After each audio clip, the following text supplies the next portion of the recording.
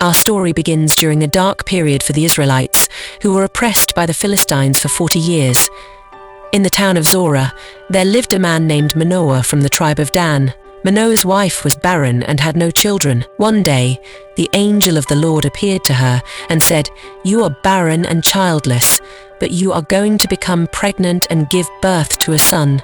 Now see to it that you drink no wine or other fermented drink, and that you do not eat anything unclean. You will become pregnant and have a son whose head is never to be touched by a razor, because the boy is to be a Nazirite, dedicated to God from the womb. He will take the lead in delivering Israel from the hands of the Philistines." Excited and amazed, the woman ran to tell her husband about the angel's message. Manoah prayed to the Lord, asking him to send the angel again to teach them how to bring up the boy. God heard Manoah's prayer, and the angel returned. Manoah asked the angel, "When your words are fulfilled, what is to be the rule that governs the boy's life and work?" The angel reiterated the instructions. Manoah's wife must do all that he had commanded her. Soon after, Manoah's wife gave birth to a son, and they named him Samson. As Samson grew, the Lord blessed him, and the Spirit of the Lord began to stir him while he was in Mahane Dan between Zorah and Eshtaol. As a young man, Samson went down to Timnah, where he saw a Philistine woman. He returned home and told his parents, "I have seen a Philistine woman in Timnah, now get her for me as my wife." His parents were dismayed that he wanted to marry a Philistine, asking, "Isn't there an acceptable woman among your relatives or among all our people? Must you go to the uncircumcised Philistines to get a wife?" But Samson insisted, "Get her for me. She's the right one for me." His parents did not know that this was from the Lord, who was seeking an occasion to confront the Philistines. On his way to Timnah, Samson encountered a young lion.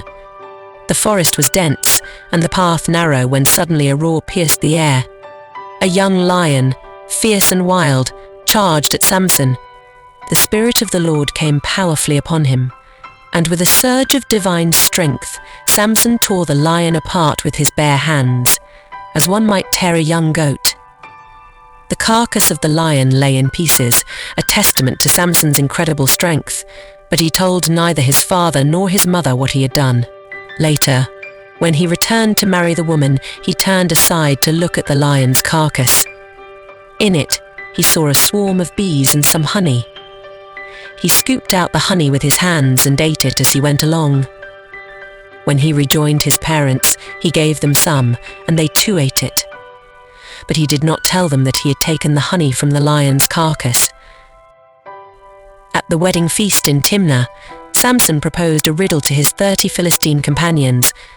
"Let me tell you a riddle," Samson said to them. "If you can give me the answer within the 7 days of the feast, I will give you 30 linen garments and 30 sets of clothes. If you can't tell me the answer, you must give me 30 linen garments and 30 sets of clothes." "Tell us your riddle," they said. "Let's hear it," he replied. "Out of the eater, something to eat out of the strong, something sweet for 3 days." They could not give the answer. On the 4th day, they said to Samson's wife, "Coax your husband into explaining the riddle for us, or we will burn you and your father's household to death. Did you invite us here to steal our property?" Then Samson's wife threw herself on him, sobbing, "You hate me. You don't really love me. You've given my people a riddle, but you haven't told me the answer. I haven't even explained it to my father or mother," he replied. "So why should I explain it to you?" She cried the whole 7 days of the feast, so on the 7th day he finally told her, because she continued to press him. She in turn explained the riddle to her people. Before sunset on the 7th day, the men of the town said to him, "What is sweeter than honey? What is stronger than a lion?" Samson said to them, "If you had not ploughed with my heifer, you would not have solved my riddle." Then the Spirit of the Lord came powerfully upon him. He went down to Ashkelon, struck down 30 of their men, stripped them of everything, and gave their clothes to those who had explained the riddle. Burning with anger, he returned to his father's home, and Samson's wife was given to one of his companions who had attended him at the feast. Later on, during the wheat harvest, Samson took a young goat and went to visit his wife. He said, "I'm going to my wife's room," but her father would not let him go in. "I was so sure you hated her," he said, "that I gave her to your companion. isn't her younger sister more attractive? Take her instead, Samson said to them. This time I have a right to get even with the Philistines. I will really harm them. So he went out and caught 300 foxes and tied them tail to tail in pairs. He then fastened a torch to every pair of tails, lit the torches, and let the foxes loose in the standing grain of the Philistines. Fields were ablaze. The smell of burning crops filled the air, and the cries of the Philistines echoed as their livelihood went up in flames. He burned up the shocks and standing grain, together with the vineyards and olive groves. When the Philistines asked, "Who did this?" they were told, "Samson, the Timnite's son-in-law," because his wife was given to his companion. So the Philistines went up and burned her and her father's house down. Samson said to them, "Since you've acted like this, I swear that I won't stop until I get my revenge on you." He attacked them viciously and slaughtered many of them. Then he went down and stayed in a cave in the rock of Etam. The Philistines went up and camped in Judah, spreading out near Lehi. The people of Judah asked, "Why have you come to fight us?" "We have come to take Samson prisoner," they answered, "to do to him as he did to us."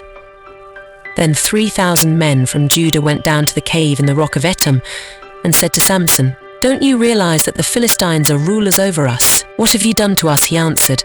"I merely did to them what they did to me." They said to him, "We've come to tie you up and hand you over to the Philistines." Samson said, "Swear to me that you won't kill me yourselves." "Agreed," they answered. "We will only tie you up and hand you over to them. We will not kill you." So they bound him with 2 new ropes and led him up from the rock. As he approached Lehi, the Philistines came toward him shouting. The Spirit of the Lord came powerfully upon him. The ropes on his arms became like charred flax, and the bindings dropped from his hands. Finding a fresh jawbone of a donkey, he grabbed it and struck down 1,000 men.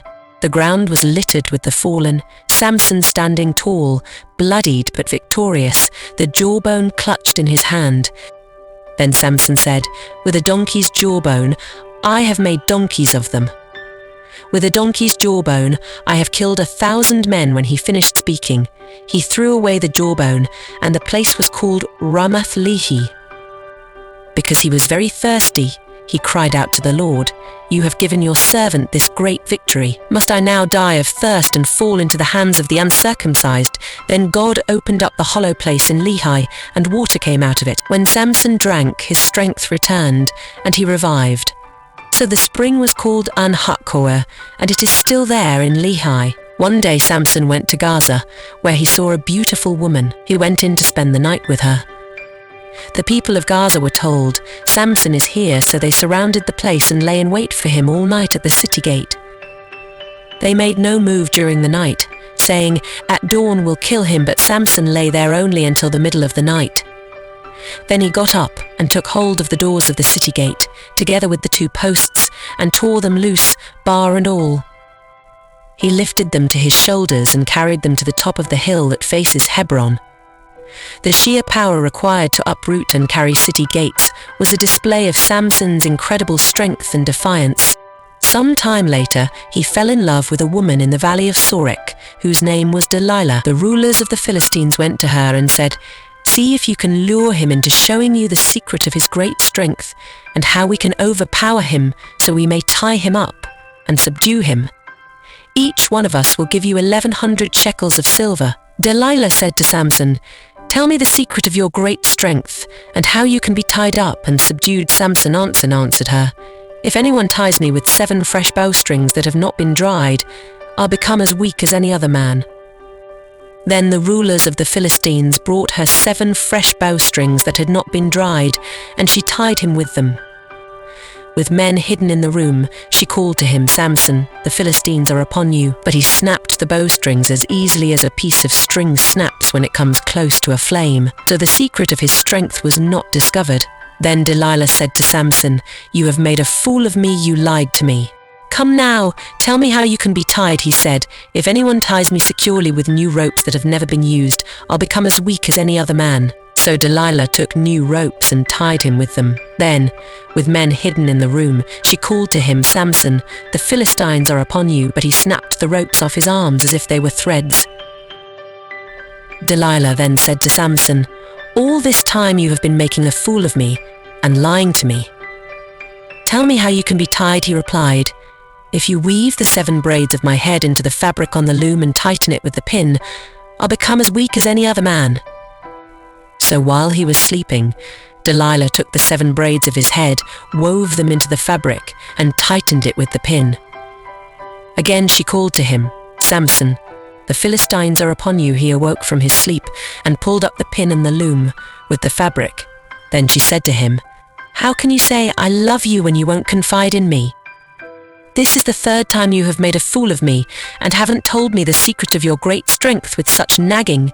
She prodded him day after day after day until he was sick to death of it. So he told her everything. No razor has ever been used on my head, he said, because I have been a Nazirite dedicated to God from my mother's womb. If my head were shaved, my strength would leave me, and I would become as weak as any other man. When Delilah saw that he had told her everything, she sent word to the rulers of the Philistines, Come back once more, he has told me everything. So the rulers of the Philistines returned with the silver in their hands. After putting him to sleep on her lap, she called for someone to shave off the 7 braids of his hair, and so began to subdue him. His strength left him. Then she called, Samson, the Philistines are upon you. He awoke from his sleep and thought, I'll go out as before and shake myself free. But he did not know that the Lord had left him. The Philistines seized him, gouged out his eyes, and took him down to Gaza. Binding him with bronze shackles, they set him to grinding grain in the prison. But the hair on his head began to grow again after it had been shaved. Now the rulers of the Philistines assembled to offer a great sacrifice to Dagon, their god, and to celebrate, saying, Our God has delivered Samson, our enemy, into our hands. When the people saw him, they praised their God, saying, Our God has delivered our enemy into our hands, the one who laid waste our land and multiplied our slain. While they were in high spirits, they shouted, Bring out Samson to entertain us. So they called Samson out of the prison, and he performed for them. When they stood him among the pillars, Samson said to the servant who held his hand, Put me where I can feel the pillars that support the temple, so that I may lean against them. Now the temple was crowded with men and women. All the rulers of the Philistines were there, and on the roof were about 3,000 men and women watching Samson perform. Then Samson prayed to the Lord, Sovereign Lord, remember me. Please, God, strengthen me just once more, and let me with one blow get revenge on the Philistines for my 2 eyes. Then Samson reached toward the 2 central pillars on which the temple stood. Bracing himself against them, his right hand on the one and his left hand on the other, Samson said, Let me die with the Philistines. Then he pushed with all his might, and down came the temple on the rulers and all the people in it. Thus he killed many more when he died than while he lived.